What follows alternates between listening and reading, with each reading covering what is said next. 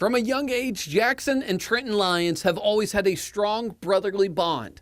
When they were little guys, their dad, Jonathan, sat his two sons down in their shared room and gave them a message, which both boys took to heart. I used to always talk to them about the fact that your brother is the most important person in your life, when it comes, because you're going to have to go to battle one day together.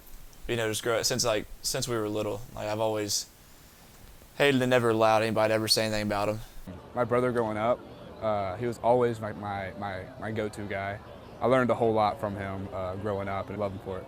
Over the years, the Lyons brothers began to follow in their dad's footsteps, who played baseball at Memphis and then in the Boston Red Sox organization. Now, Jackson is a senior pitcher for Memphis, and Trenton is a freshman catcher at Ole Miss. Both the brothers trained together from a very young age and would often end up wrestling. We went to the Memphis Baseball Academy facility when we were little, and me and him were messing around in the cage, and got to wrestling in the cage and tore down the entire cage. Jackson says he remembers winning all of the wrestling matches, but Trenton disagrees. There was one time where he got genuinely scared of me and me beating him, beating his butt. Both the Lyons boys, like their father, went to Christian Brothers, but they were never able to play at the same time.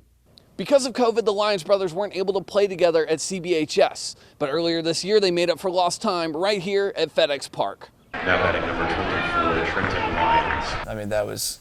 That was by far, just the coolest moment I've ever had.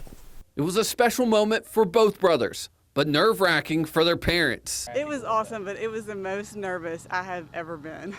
I asked the Lyons boys a lot of questions, but I'm still unclear on one thing. Who's a better wiffle ball player? Me, just because I hit better. I don't think I've ever lost to him. I don't know how it would go now, but I'm probably undefeated as it is. In Memphis, I'm Caleb Hilliard.